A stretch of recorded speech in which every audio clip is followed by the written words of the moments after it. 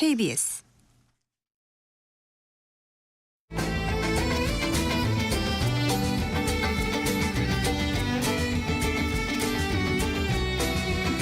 오늘을 함께하며 여러분의 내일을 응원합니다. 성공예감 이대호입니다. 성공예감 이대호입니다. 2부의 문을 열겠습니다. 5월 30일 금요일 오전 10시 5분이 됐고요. 10시 현재 사전투표율 21대 대선의 사전투표율 오늘이 이틀째이자 마지막 날이죠. 사전투표는 10시 기준으로 23.33%네요. 23.33%. 9시 기준이 22.14%였는데 23.33%가 높아졌고요. 20대 대선 때 같은 시각 기준으로 21.62였는데 특히 이번 대선 때 사전투표율이 많이 높아진 모습입니다. 저도 어제 여의도 동사무소 앞에 지나갔는데 사람들 한 100m, 150m는 서 있더라고요.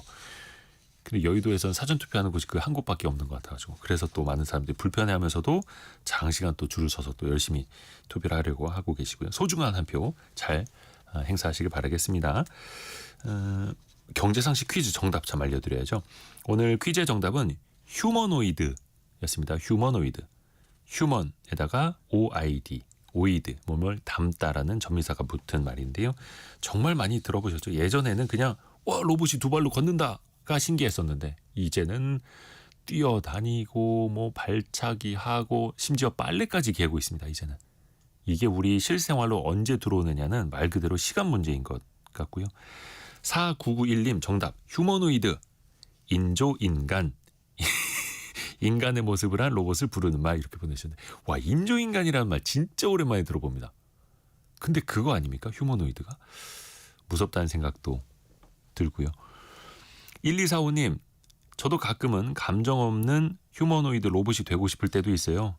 아이 키우다 보면 욱하는 순간이 많거든요. 나중에는 분명히 로봇이 욱하는 것도 배울 겁니다. 인간들이 이렇게 짜증을 내던데 이렇게 하면 빨리 소통이 되던데 이런 식으로. 5577님 인간의 그 AI와 결합한 휴머노이드의 그 지배를 받을 수 있다는 그런 불안감이 드네요. 과대 공포겠죠? 라고 보내주셨는데요. 과대 공포이긴 하겠습니다만 걱정이 되는 것도 사실이죠. 영화 속에서 보던 그 미래가 하나둘씩 또 펼쳐지고 있지 않습니까? 2896님은 제가 좋아하는 영화가 AI예요. 아직도 보면 눈물이 많이 나요. 절대 미래에 일어나지 않기를 바라죠. 이렇게. 어떻게 보면 거의 인류가 좀 파괴되는 그 미래인데 휴머노이드 로봇이 아이의 모습을 하고 있는 그 영화였죠. 마지막까지 그 엄마를 찾아서 헤매는 그 AI 로봇의 이야기도 있었고요. 이게 또 우리 현실로 또 다가오고 있습니다. 함께해 주셔서 감사드리고요. 또 여러분이 계속해서 참여하실 수 있는 짧은 문자 50원, 긴 문자 100원 드는 샵 9730 또 KBS 콩이 계속해서 열려 있습니다. 오늘 증시 상황 보면 코스피 코스닥이 조금은 엇갈리는 모습이네요. 코스피는 0.35% 내린 2711. 다만 그래도 2700 힘차게 넘어서서 2700선을 유지를 하고 있고요. 코스닥은 0.08% 오른 약 강보합 정도인데요.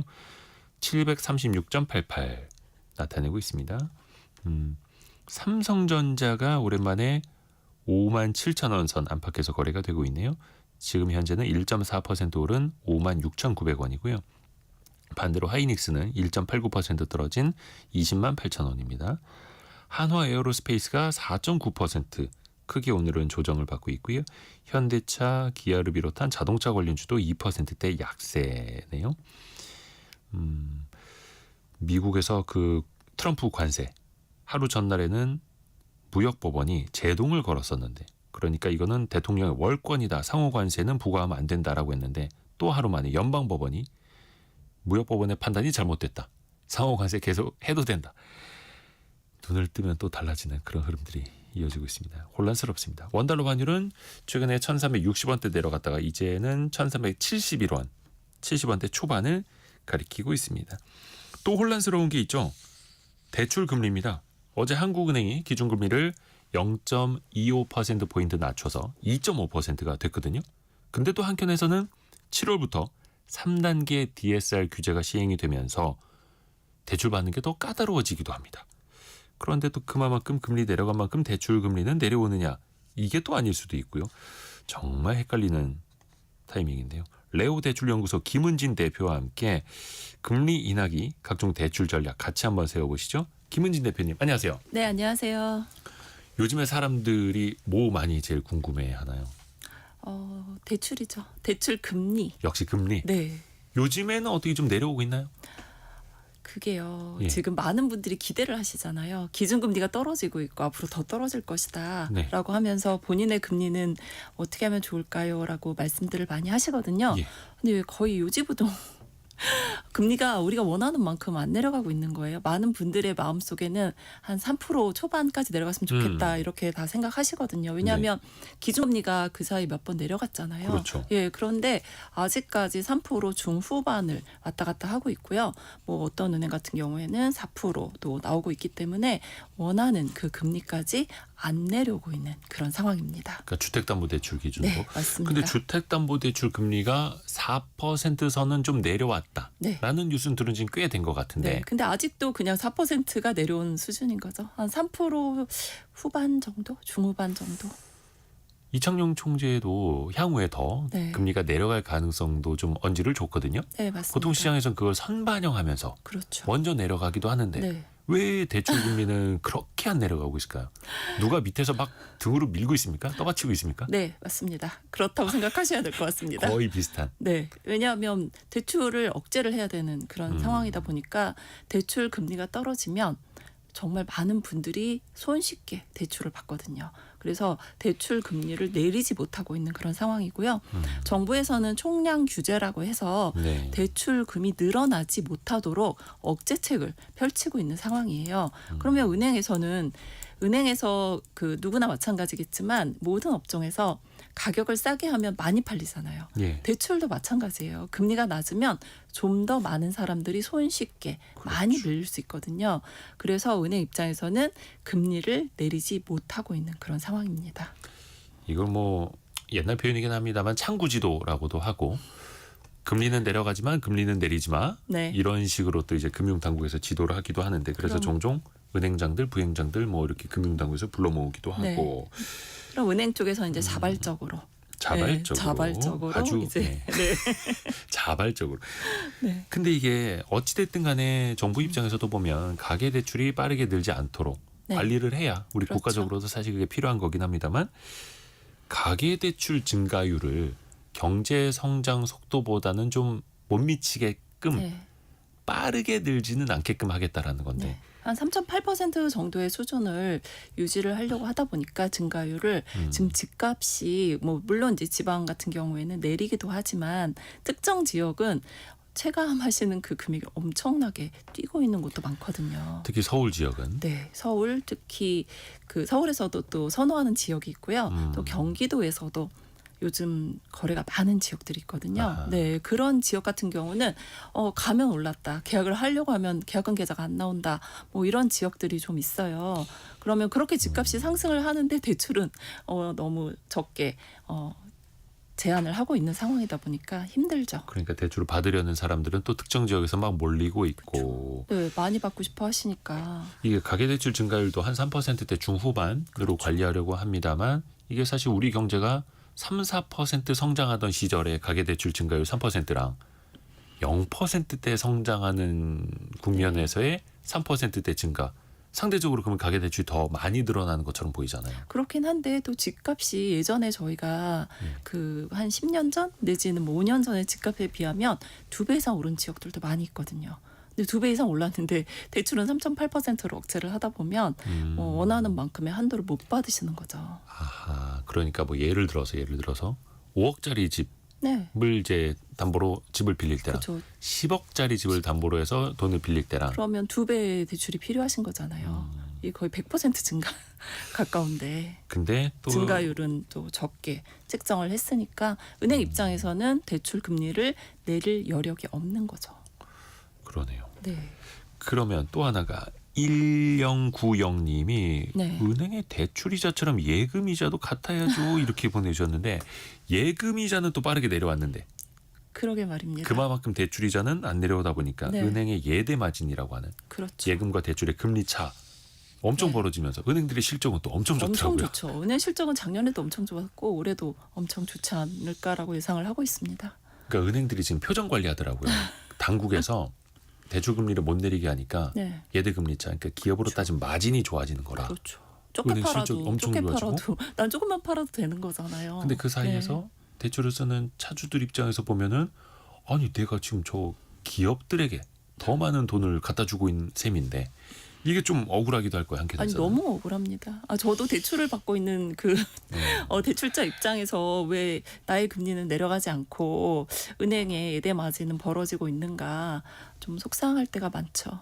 근데 이게 또 다시 또 되돌이표로 돌아가면 가계부채 건전성을 위해서고 그렇죠. 국가적인 과제를 위해서고 이게 참 어려운 상황이에요. 금리를 낮추자니 너무 늘어날 것 같고 금리를 유지하자니 대출 금리가 너무 높아서 은행은 이익이 많이 창출될 것 같고 이런 부분을 좀 잘 해결을 했으면 좋겠습니다. 그러면은 김은진 대표님이 전반적으로 보기에는 네. 이번에 기준금리도 인하가 됐고 앞으로도 인하가 더 될 것 같고 이런 흐름에서 대출은 어떻게 많이 늘 것 같지는 않으세요? 많이 늘어날 것 많이 같아 보세요. 늘릴 수가 없는 상황이에요. 왜냐하면 조금만 늘어나면 그 은행 입장에서 뭐 6월달 지금 뭐 접수 중단 뭐 이런 은행들이 예. 빠르게 늘고 있고요. 그리고 현재 전세 대출 같은 경우는 규제가 아직 굉장히 많아요. 뭐 갭 투자 방지를 위해서 매수 매도 동시 진행권을 못하게 한다든지, 동시 진행권이라면 그러니까 매도인이 네. 이제 집을 팔잖아요. 그럼 매수인이 집을 살 때 그 집에 입주하시는 게 아니라 그날 세입자를 구하는, 그러니까 갭 투자죠. 일명 그렇게 매수 매도 동시 진행하면서 전세 대출을 받아야 되는 그 부분에 제한을 두고 있거든요. 그래서 뭐 물론 가능한 은행도 있지만 대부분의 은행이 그 대출을 못 하고 있고요. 그리고 다주택자의 주택 담보 대출 매매 잔금이 또 제한 사항이 많아요. 네. 그래서 이런 식으로 제한을 많이 두고 있기 때문에 대출이 막 현격하게 늘어나기가 쉽지 않습니다. 원래 지금 한 보통 5, 6월 정도 되면 은행들이 네. 대출 영업 되게 열심히 하는 시즌 아닌가요? 맞아요. 올해는 어때요? 아니 별 변화가 없어요. 원래 5월 달 되면 항상 은행들이 금리를 최저점으로 낮춰서 그 대출을 판매를 했었거든요. 그래서 저도 항상 5월에서 7월 사이에 혹시 대환, 우리가 대출 갈아타기라고 하죠. 그 대출 대환이 필요하신 분들은 그 시기를 눈여겨봐라라고 제가 항상 말씀을 네. 드렸어요. 왜냐하면 그게 딱 지금 시즌인데 원래는. 연말이 되면 또 은행이 문을 닫거든요. 그래서 금리를 높인단 말이에요. 그러니까 이제 대출량 많이 안 늘어나게 하려고 네. 대출 많이 안 해주려고 한다는 의미. 그렇죠. 그런데 지금 시점에 금리가 제가 보기에 뭐 뚜렷하게 낮다라고 하는 은행이 별로 없어요. 그러니까 저도 작년부터 은행에 계신 분하고 이야기할 때 얘기를 들어보면 네. 내년 초 되면은 다시 가계부채 총량이 리셋이 되니까 대출 많이 해줄 거야. 금리 낮출 거야. 아니 한 3월은 가야겠네. 3월 가면 좀 낮아질 거야. 아니 5, 6월 되면 은행들이 적극적으로 영업하니까 그땐 좀 낮아질 거야라고 했는데 네. 그냥 그대로 오고 있는 거예요. 그대로예요. 지금 5월이라고 해서 물론 이제 연초에 4%보다는 조금 낮아졌죠. 하지만 이제 저희 기대치라는 게 있잖아요. 그 금리에 미치지 못하고 있는 그런 상황이죠. 0355님이 네. 대출은 억제를 하되 네. 기대출된 이미 대출이 나간 거에 이자는 내려야 되는 거 아닌가요? 이렇게 보내주셨는데 이게 현실적으로는 어렵죠. 이게 왜 그런 말씀을 하시냐면 지금 기대출 받으신 분들은 5년 고정금리로 받았을 확률이 네. 굉장히 높아요. 주택담보대출 같은 경우는 변동금리 선택하시는 분들이 많이 없거든요. 그러다 보니 그분들은 그냥 그 금리가 쭉 가는 거예요. 네. 그래서 본인의 금리에는 전혀 변화가 없는 상황이시고요. 그리고 변동금리 쓰시는 분들은 조금 내려갔을 거예요. 그러니까 그리고 또 뭐 5년 주기로 변동이 되는 네. 대출 상품들도 많고 네. 그러니까 대출이 굉장히 복잡하죠. 여기에다가 이제 7월부터 DSR 네. 3단계가 적용이 됩니다. 예를 들어서 뭐 한 스트레스 금리 1.5%가 추가되는 걸 가정을 해서 네. 그 상황에서도 금리가 높아진 상황에서도 과연 이 사람이 제대로 돈을 갚을 수 있을 것인가 이거를 보는 건데 그러면 어떨까요? 대출 총량이 이게 이제 어떤 의미냐면 스트레스 DSR이라는 것은 지금 현재 내가 받을 금리가 아니고 말씀하신 대로 가상의 금리를 더하는 거예요. 그래서 지금 변동금리 같은 경우에는 1.5%를 더해서 저희가 대출 한도를 산정을 하거든요. 만약에 4%라면 그럼 저 사람이 5.5%. 5.5% 금리도 감당할 수 있나? 그렇죠. 이렇게 보는 거죠. 네, 5.5%도 감당을 할 수 있게끔 대출 한도를 줄이는 거죠. 네, 그러다 보니 저희가 대출을 받을 때 사실 내 집 마련하시는 분들이 집값이 워낙 오르다 보니까 많은 대출을 필요로 하시는 분들이 많은데 자금 계획이 틀어져 버리는 거예요. 사실 저희가 집을 매수할 때 1,000, 2,000 내지는 5,000 뭐 이런 금액이 갑자기 모자라져 버리면 크게 당황하시거든요. 그래서 미리미리 계획을 좀 세우시는 게 좋고요. 지금 스트레스 DSR 같은 경우에 이제 가상금리이기 때문에 내가 실제 납부하는 그 이자는 5.5%가 아닌 거죠. 4%인 거죠.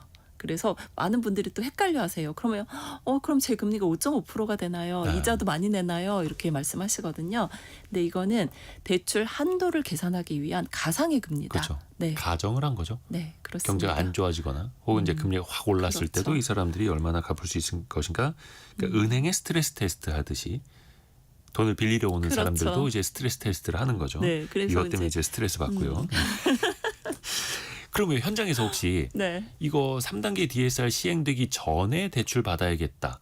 미리미리 좀 당겨서 오시는 분들이 좀 많이 계신가요? 너무 많으시죠. 아, 그래요? 근데 이제 대출을 미리 당겨서 받는다기보다는 이 스트레스 DSR이 적용되는 시점이라는 게 있어요. 네. 네, 저희가 이제 7월 1일부터 시행이라고 발표를 했잖아요. 3단계. 정부에서. 네, 그러면 7월 1일 날부터 이제 계약을 하시는 분들 주택담보대출은 그 약간 계약서 기준이에요. 네, 맞습니다. 대출 실행일 기준이 아니라. 네, 그러니까 내가 저는 잔금 3개월 뒤에 치를 건데요 네. 라고 해도 그렇죠. 계약서를 6월 30일에 썼다면 그렇죠. 그러면 DSR 3단계는 적용을 받지 않고 2단계 적용을 받게 됩니다. 아하. 그래서 그 전에 계약서를 쓰려고 많은 분들이 집을 보러 다니고 계시는 상황인 거예요, 지금.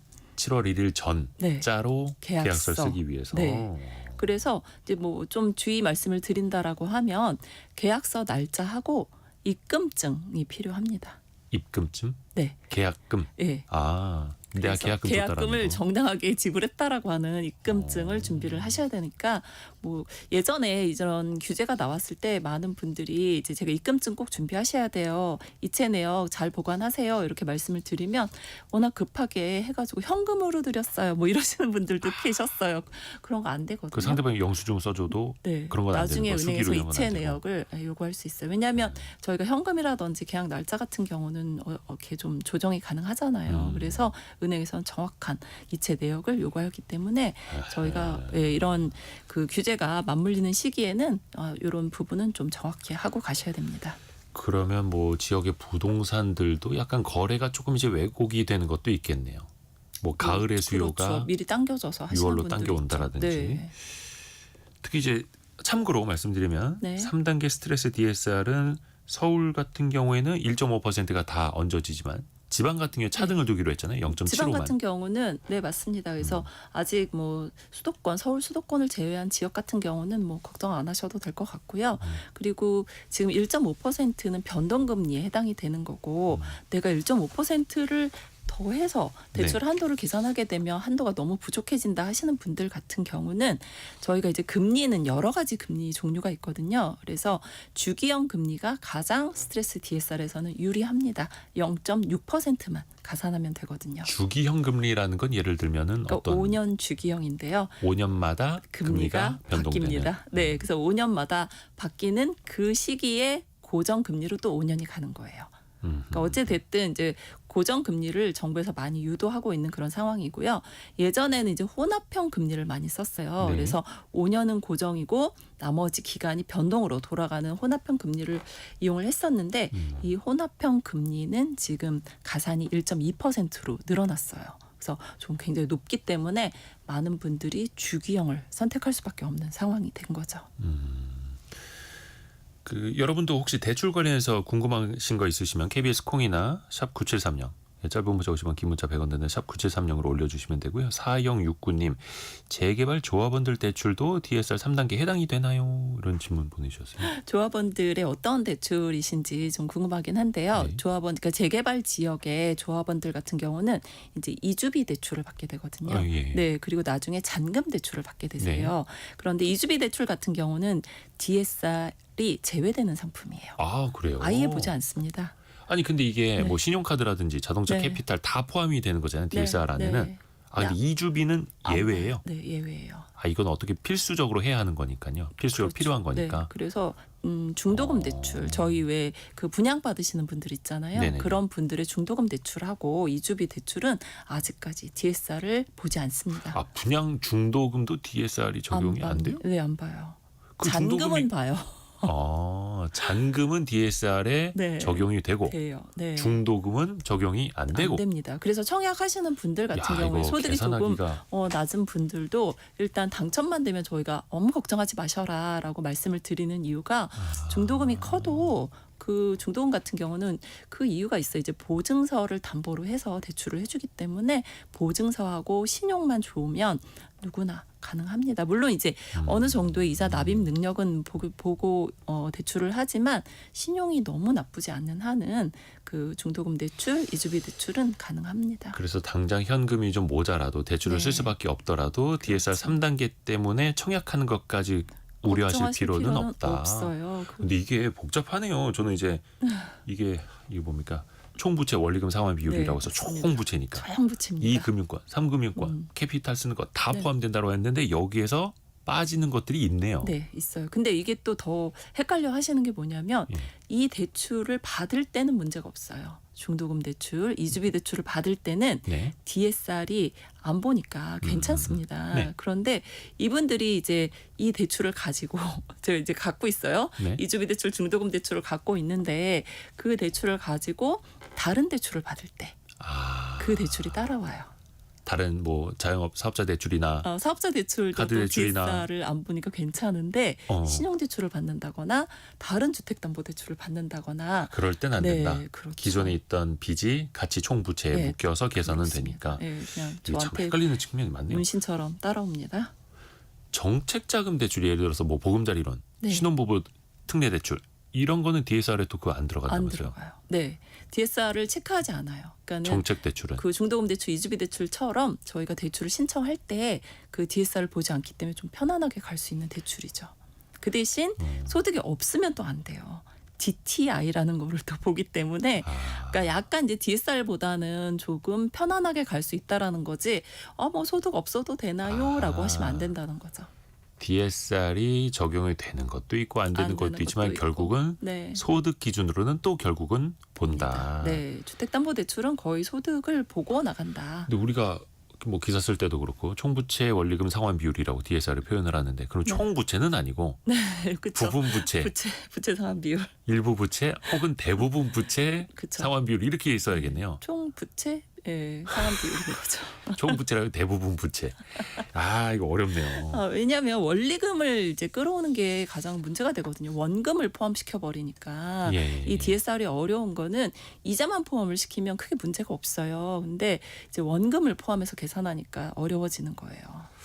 그러게요. 네. 원금에 또 이자. 그렇죠. 이자까지 또 가산을 또 막 해가지고 올려버리니까 이제 갈수록 심사가 깐깐해진다, 어려워진다, 뭐 이런 뜻이고요. 그래서 많은 분들이 7월 1일 전에 계약을 해서 나는 조금이라도 대출 한도를 편안하게 가겠다라고 하는 분들이 지금 굉장히 많이 계약을 하고 계시는 거죠. 작년에도 그렇고 보통 이제 하반기 그리고 4분기로 갈 때 은행권이 주택담보대출 이제 줄이고 안 내주려고 하니까 이 금융권 가서 네. 주택담보대출 받으시는 분들 많잖아요. 네. 요즘에 뭐 보험사나 카드사나 이쪽 대출은 어때요? 이상하게 더 어려운 것 같아요. 더 어려워요? 약간 쿼터를 준 것 같은 느낌이 좀 드는데 한도가 정해져 있어요. 대부분 예. 뭐 6월달 한도가 뭐 거의 끝나갑니다. 뭐 이런 식으로 예전에는 그냥 고객이 가면 거의 그냥 다 가능했었던 시기가 있었잖아요. 은행에서 뭐 특별하게 뭐 이번 달은 안 돼요 이런 시기는 없어요. 근데 보험사들 같은 경우는 지금 월별로 굉장히 한도를 제한을 두고 있어요. 그래서 6월달 대출 막혔습니다. 7월달 이제 오픈합니다. 뭐 이런 식으로 뭐 관리를 하고 있기 아니 무슨 뭐 때문에 맛집 음식도 아니고 어디 뭐 빵집 시간별로 빵 구워서 나오는 것도 아니고. 그렇죠. 이제 빵 없어요. 뭐 이런 거. 야, 이게 복잡해지네. 이게 네. 작년 하반기 같은 경우에는 은행권 주택담보대출 많이 조이다 보니까 네. 그러면 보험사에서 주택담보대출 받으면 됩니다라고 해서 그쪽 많이 찾아갔잖아요. 네. 어제 경제상식 퀴즈 정답이 풍선 효과였는데 약간 그런 것처럼. 네. 근데 지금은 보험사도 마찬가지로 제한을 많이 두고 있고요. 보험사도 지금 1금융권에서 다주택자 제한 매매 잔금이 굉장히 타이트하거든요. 어렵습니다. 그러니까는 갈아타기 하시는 분들까지는 괜찮은데 2주택자, 3주택자 분들의 매매 잔금은 굉장히 어려워요. 안 되는 곳이 많거든요. 그런데 보험사도 비슷한 규정을 적용하는 곳이 많고 물론 다주택자 되는 곳도 있기는 하지만 보험사도 거의 1금융권의 규제를 따라가고 있는 상황이라서 뭐 2금융권이라고 해서 그렇죠. 뭐 쉽다라고 생각하시면 안 될 것 같아요. 참고로 작년 하반기에 또 이 금융권으로 사람들 돈이 몰려가니까 네. 금융당국에서도 금융감독당국에서도 이 금융권 또 한번 불러 모았죠. 그렇죠. 관리 지침을 아무래도 전달을 하겠죠. 그래서 금융이나 금감원장이 누구를 만난다. 이런 게 이제 금융면 헤드라인이 되는 이유가 그런 겁니다. 이게 다. 네. DSR이 그러면 이제 초과될 경우에 네. 어떻게 되는지 예를 들어서 내가 1억 원의 대출을 신청을 했어요. 네. 그럼 그 1억 원 전체가 반려되는 건지 아니면 그냥 9천 몇백만 원 혹은 몇천만 원까지만 가능하세요. 그래서 그 금액을 대출을 해주는 건지 어떻게 됩니까? 그러니까 DSR 40%를 맞춰야 되는 거죠. 네. 그러니까는 지금 말씀하신 대로 그 DSR 40%를 맞추려고 봤더니 이제 내가 1억 원을 신청을 했는데 주택담보대출 1억 원을 신청을 했는데 DSR 40%를 오바를 하잖아요. 예를 네. 들어서 42%예요. 이렇게 나올 수 있잖아요. 40.5. 네, 그러면 0.5를 깎아야 되는 거죠. 그럼 그만큼 이제 신청서 금액을 다시 써야 돼요. 그렇죠. 금액 수정을 하셔야 되는 거죠. 근데 여기서 저희가 아무래도 만기가 짧을수록 DSR이 불리하거든요. 네네. 그래서 이제 저희 같은 경우에 조언을 할 때 신용대출을 상환을 하자. 그게 훨씬 주택담보대출을 늘리는 데 도움이 돼요. 왜냐하면 신용대출 같은 경우는 저희가 DSR 계산을 할 때 만기를 5년으로 계산하거든요. 굉장히 짧죠. 그러니까 우리가 주택담보대출은 뭐 30년, 40년도 나눠서 네. 하니까 굉장히 내 길게. 소득으로 갚을 수 있는 여력이 충분해 보이는데 충분합니다. 네. 네, 신용대출 같은 경우는 60개월밖에 되지 않기 때문에 60개월 안에 만약에 1억 원의 그 마이너스 통장을 갖고 있다. 이렇게 되면 굉장히 큰 금액을 상환하는 계산법이 나와요. 사실 신용대출 같은 경우는 이자만 내는 분들이 많거든요. 그렇죠. 네, 그래서 마통 같은 경우에. 그렇죠. 예. 그렇기 때문에 이 원리금이라는 그 생각을 못 하시더라고요. 특히 이제 마이너스 통장 같은 경우에는 네. 예를 들어서 1억 원 한도로 열어놨는데 내가 500만 원만 쓰고 있어라고 해도 사실상 1억 원. 1억 원을 이 사람이 받고 있는 걸로 보고 그렇죠. 따지는 거죠. 네, 언제라도 수시로 뺄 수 있는 대출이기 때문에 그 대출은 이미 그 본인의 대출이에요. 그런데 많은 분들이 안 쓰고 있는 부분은 대출이 아니라고 생각하시더라고요. 그래서 DSR 비율이 약간 조금 걱정된다 싶으면 일단은 마이너스 통장부터 이거는 아예 해지를 해버려야 되는 거죠. 그런데 또 그 해지하는 게 맞거든요. 예. 그런데 그 정확한 계산을 하고 싶다 하시는 분들이 계세요. 네. 내가 너무 돈이 모자라기 때문에 네. 왜냐하면 저희가 집을 살 때 잔금만 필요한 게 아니시거든요. 뭐 취득세도 내야 되고, 네네. 이사 비용, 인테리어. 취득세도 비싸요. 네, 맞아요. 네. 요즘 인테리어도 너무 많이 올라가지고 많이 비싸요. 그래서 그런 돈으로라도 쓰고 싶어서 남기고 싶다 이런 분들 계시기 때문에 저희가 뭐 미리 다 1억 상환해 버리면 힘드시거든요. 그래서 이제 은행에서 여유 있게. 정확하게 전산을 돌려요. 그래서 신용대출을 얼마까지 상환해야 된다라고 얘기를 하면 그때 상환하셔도 됩니다. 2867님 대출을 받고 안 갚아도 되는 곳은 세상에 없나요? 라고. 그런 곳 찾으시면 저 좀 알려주세요. 또 이게 신용사회에서는 그럼요. 잘 빌리고 잘 갚는 것도 중요하고 그래서 왜 신용점수도 네. 많이 빌렸다라고 해서 떨어지는 게 아니라 네. 많이 빌렸지만 잘 갚으면 점수가 올라가잖아요. 그렇죠. 예. 아예 안 빌리고 안 갚는 분들이 오히려 신용점수가 그렇게 좋지 그렇죠. 않습니다. 그래서 잘 빌리고 잘 갚는 게 또 네. 건강한 그럼요. 자본주의의 흐름이라는 것도 알려드리고요. 그래서 저도 그랬으면 좋겠네요. 안 갚아도 되는 대출. 네, 부모론 뭐 이런 거 어. 외에는 없을 것 같습니다. 그러면 또 하나 이제 궁금한 게 네, 소득의 기준. 그러니까 DSR에서 중요한 건 내 소득이라는 건데 네. 이게 항상 어느 시점, 언제 시점으로 하는지가 되게 궁금해요. 예를 들어서 어떤 소득이요. 분들은 저는 연봉 협상을 지금 언제입니까? 5월에 해서 연봉이 5월에 2배로 높아졌어요. 라고 해도 네, 작년에 내가 세금 신고한 그걸 봐야 되는 거잖아요. 그렇죠. 그리고 또 그게 네. 이 국세청에서 데이터 잡히는 시점이 좀 다르더라고요. 뭐 예를 들어서 내가 작년에 전년도보다 많이 늘었어. 근데 이게 그 다음에 1월이 됐다라고 해서 바로 체크가 되는 게 또 아니더라고요. 이 소득이 원래 가장 어렵습니다. 정말 네. 은행 직원들도 어렵고요.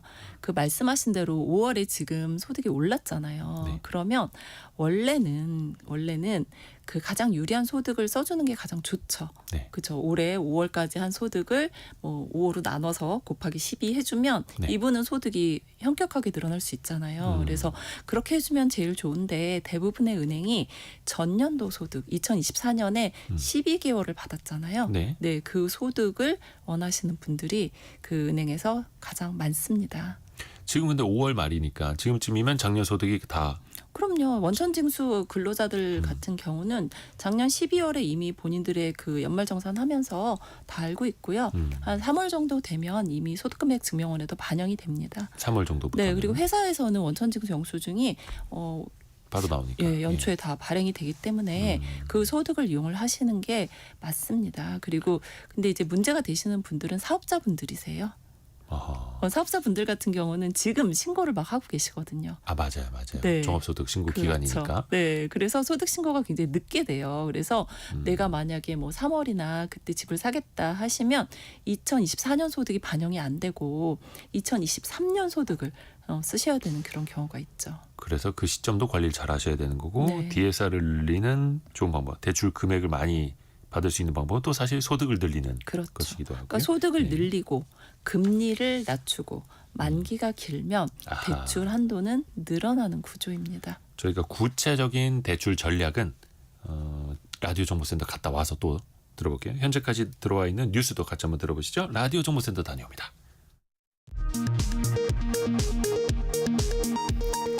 중앙선거관리위원회는 21대 대선 사전투표 둘째 날인 오늘 오전 10시 현재 투표율이 23.33%로 집계됐다고 밝혔습니다. 이는 2022년 20대 대선의 사전투표 동시간대 누적 투표율과 비교해 1.71%포인트 높은 수치입니다. 더불어민주당 이재명 후보는 오늘 강원과 충북 지역을 찾아 집중 유세를 벌입니다. 국민의힘 김문수 후보는 경기와 충북, 강원을 차례로 돌며 유세에 나섭니다.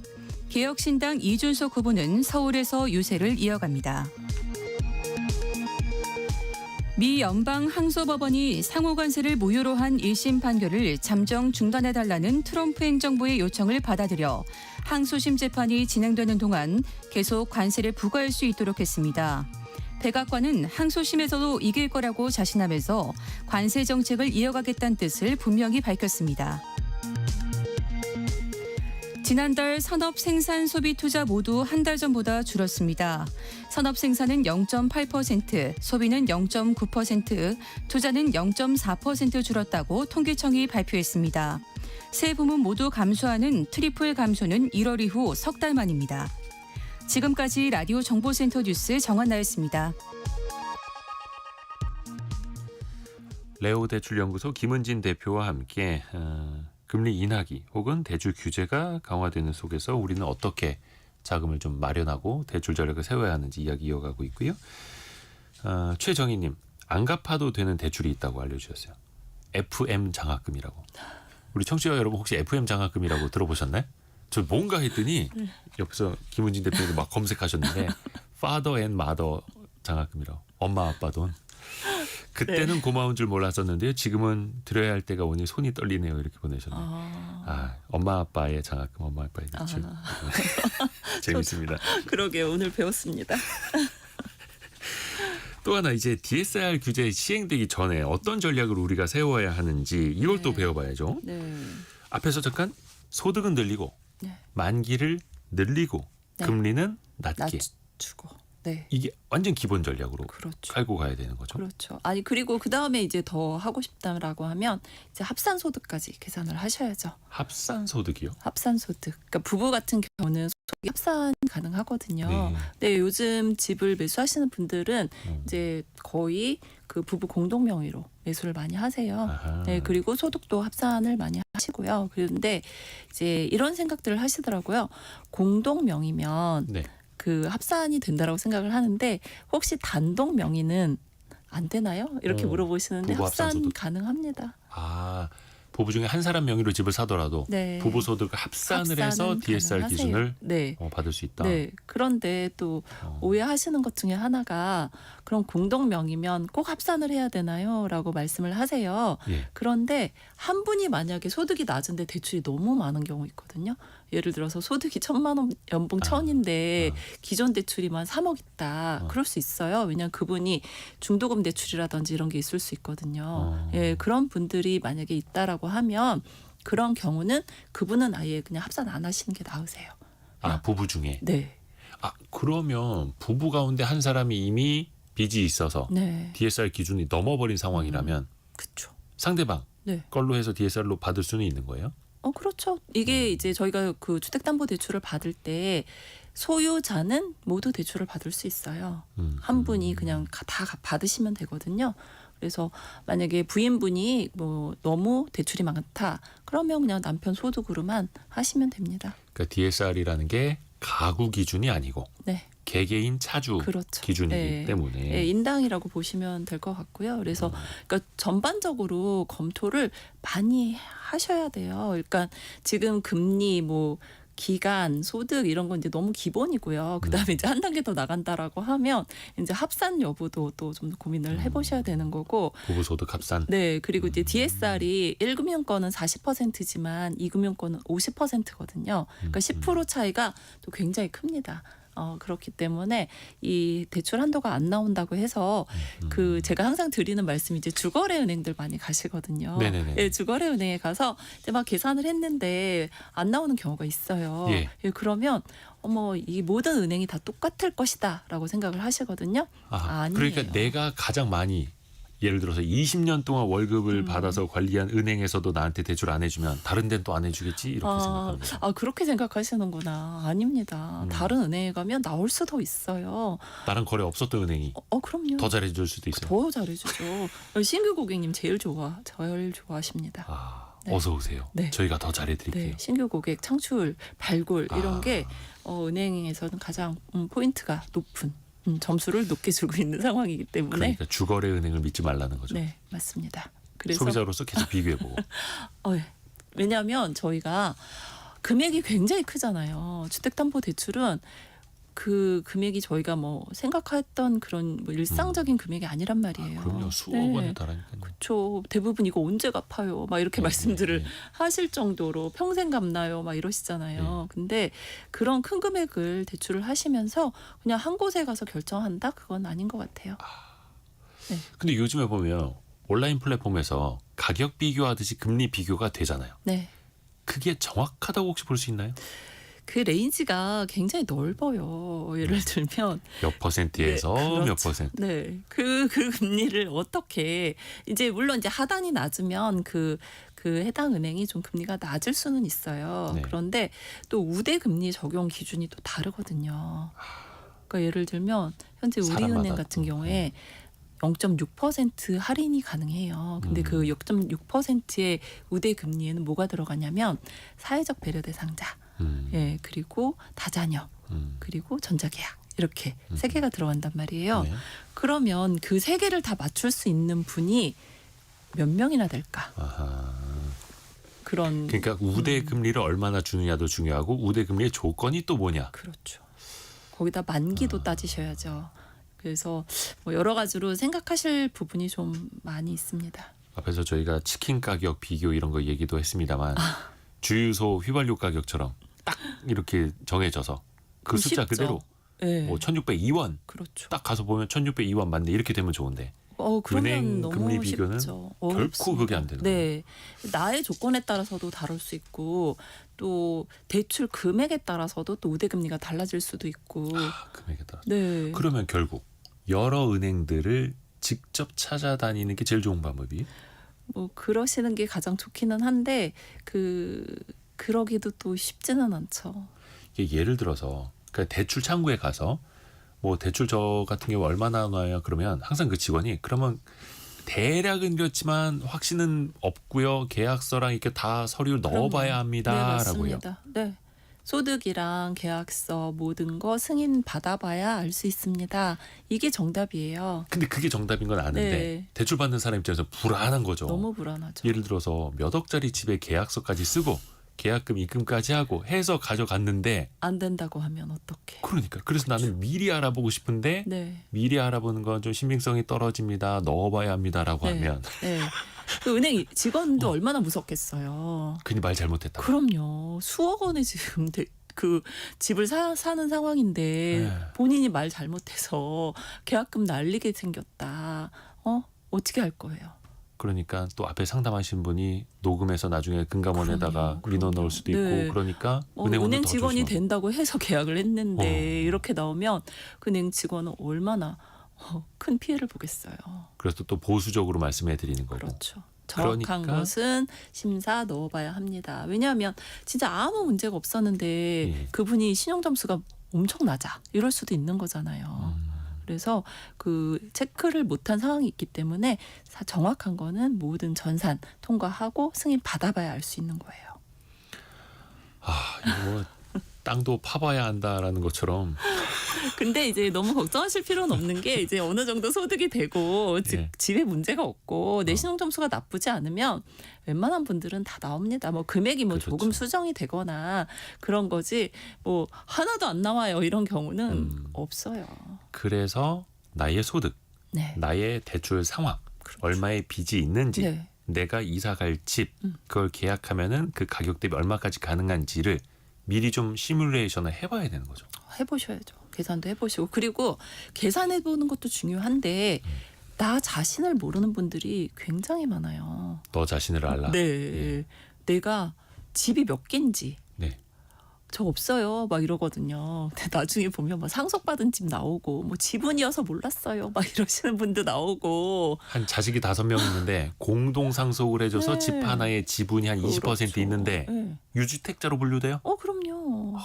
주택수에 포함이 됩니다.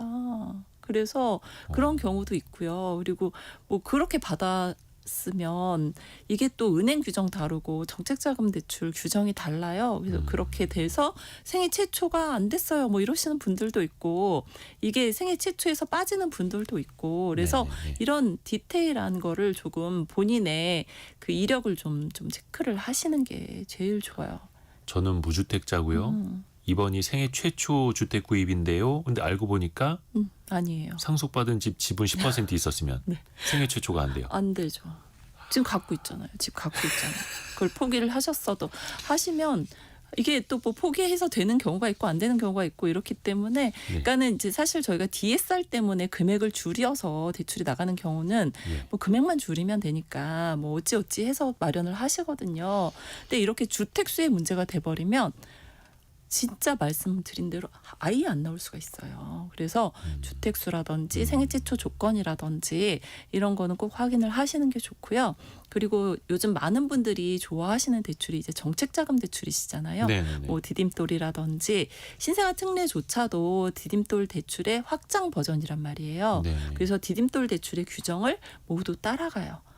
그런데 디딤돌 대출 같은 경우는 안 되는 분이 어떤 분이 이렇게 탄생을 하시냐면 네. 자산 심사를 한단 말이에요. 자산. 네, 디딤돌 대출은 이제 아무래도 혜택을 많이 주는 대출이다 보니까 자산이 많은 분들은 탈락이 되세요.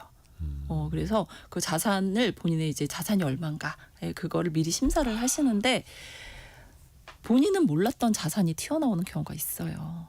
네? 네. 어떤 거죠? 있었으면 좋겠다라고 네네네, 지금 그렇죠. 생각을 하시겠죠. 나도 모르는 자산 좀 있었으면 좋겠네 하실 텐데. 네, 뭐 부모님께서 뭐 정기예금을 들어놨다라든지, 네. 나중에 자식 어. 주려고. 그런 게 나와서 탈락됐다 이런 분도 계셨어요. 자기는 정말 너무 싼 금리 신생아 특례 대출 같은 게 지금 최저금리 1.8%인데 그걸 바라보고 있었는데 그 자산심사에서 탈락을 해버리는 거죠. 그래서 가끔 이제 엄마 나중에 나 줄 거 있으면 미리 좀 얘기해줘 이러는데 뭐 행복한 거긴 합니다만 네. 이게 자산심사에서 탈락되는 요인이 네. 될 수도 있다. 그래서 미리 자산심사를 좀 해보시는 게 제일 좋습니다. 그래서 소득도 문제지만 이런 그 외 조건들 체크해보세요. 정미자님이 몰랐던 사실이네요. 저도 분할 지분이 있어요. 유주택자 되시는 거죠. 그렇죠. 박성춘님 정년퇴직한 60세 이후에는 그럼 대출이 거의 안 되겠네요. 이렇게 물어보셨는데요. 소득이 없으면. 소득이 없는 분들 같은 경우에는 이제 예. 대체 소득이라는 거를 사용할 수 있어요. 대체 소득이요? 네. 오. 그러니까 은행에서는 사실 증빙소득자인 근로소득이 이제 없는 분들도 계시잖아요. 이제 네네네. 그런 분들 같은 경우에는 신용카드 사용액이라든지 그러니까 신용을 카드를 많이 쓰면 이분은 그래도 어느 정도 소득을 인정을 해줘야 되겠다라고 하는 기준이 있는데 예를 들면 대략 한 1년에 2,400 정도 사용을 하신다. 그러면 한 달에 200만 원 정도 쓰시는 거잖아요. 카드를. 네네네. 그 정도의 카드를 계속 카드 대금을 잘 내시는 분이라고 하면 네. 그래도 어느 정도 소득 인정이 됩니다. 그래서 연봉 5천 정도까지는 인정을 와. 해드려요. 소득이 없지만 소비를 잘하시는 분은 네. 세금 내는 소득은 없지만 은행에서 딱 봤을 때 이분 뭐 있다. 그렇죠. 뭐 그러니까 그게 있는 신용카드라는 게 그 사람의 또 신용을 반영하는 거니까. 그렇죠. 잘 내고 잘 갖고 있는 건 상황이고 그리고 어느 정도 수입이 있으니까 그거를 내시는 거잖아요. 그러면 정년퇴직하신 분들도 신용카드 만약에 잘 썼으면 연봉이 5천만 원 되는 사람 정도로 인정받을 수가 있다. 그리고 와, 이제 이것도 저 몰랐었네요. 건강보험을 내시는 분 중에서 지역 세대주 분이 계세요. 예, 그분 같은 경우도 뭐 10몇만 원 정도 내시면 3개월 평균치거든요. 그러면 이제 그분도 연봉으로 이렇게 계산을 해드립니다. 오늘 몰랐던 것도 정말 많이 배웠습니다. 그런가요? 예, 네. 고맙습니다. 고맙습니다. 레오 대출연구소 김은진 대표 함께했습니다. 고맙습니다. 감사합니다. 벌써 마무리를 할 시간인데요. 내일은 토요일이죠. 성공예감 별책 부록이 찾아가는 날입니다. 책 한 권 정말 쉽게 읽으실 수 있는, 들으실 수 있는 시간. 밸류업 가이드라인이라고 우리 증시의 저평가 요인을 좀 해소해보자라고 정부가 발표한 지 1년이 지났습니다. 얼마나 달라졌을까요? 또 앞으로는 어떤 걸 더 변화시켜 가야 할까요? 한국 거버넌스 포럼 부회장인 천준범 변호사와 함께 거버넌스 트렌드 2025라는 책을 같이 한번 읽어보시죠. 일라디오와 유튜브를 통해서 동시에 들으시죠. 성공예감은 오늘도 여러분을 응원합니다.